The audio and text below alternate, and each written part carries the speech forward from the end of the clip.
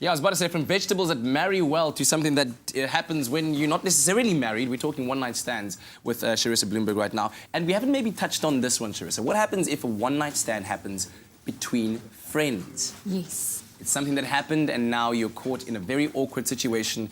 Do you continue being friends? Does this mean that the relationship is about to develop out of your friendship? What then?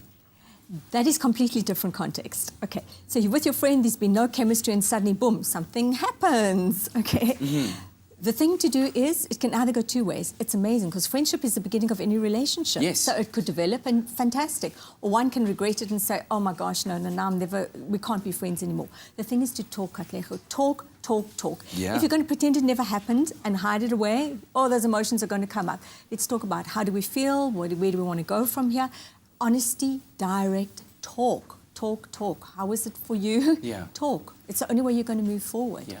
Let's just quickly maybe close off by asking the question. So if you do find yourself in a situation where you've had a one-night stand and now you're emotionally attached, is it a good thing to maybe even find yourself in a circle of friends or a circle of trust where you can talk about the emotions you're going through before, you know, you slip into something like depression that could lead to devastating consequences? Yes, absolutely. That's a brilliant idea, Katlego. Have a support group, have friends that you can talk to, talk about it, talk about the consequences. And for goodness sake, why are we harping on it? It was one night and we're still holding on and we want to get married to him? It's done. It's finished. It's one night. Romeo is around the corner somewhere else. Don't miss him. Don't miss him. Waiting, looking back in the back window. Move forward. But just be careful. I do want to say those who love the thrill of it and love the one-night stands, it's very difficult to commit once you love that excitement.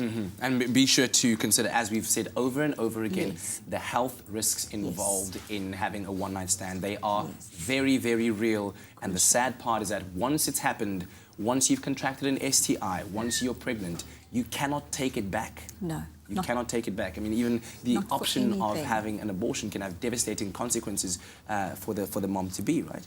Absolutely. I've worked in an abortion clinic. You don't want to know what goes on there. It's horrific. So absolutely, you don't just go and have an abortion. It has emotional effects for the rest of your life as well. Absolutely. And it's very traumatic. Yeah, so I guess to all parties concerned, a lot of consideration, a lot of thought should be put into it and not just a chase after the thrill of the moment. Thank you very, very much for joining us this morning, and thank you for your calls and your questions. We will be doing this again next week, Monday, but there's still lots more to come on your Feel Good Breakfast Show.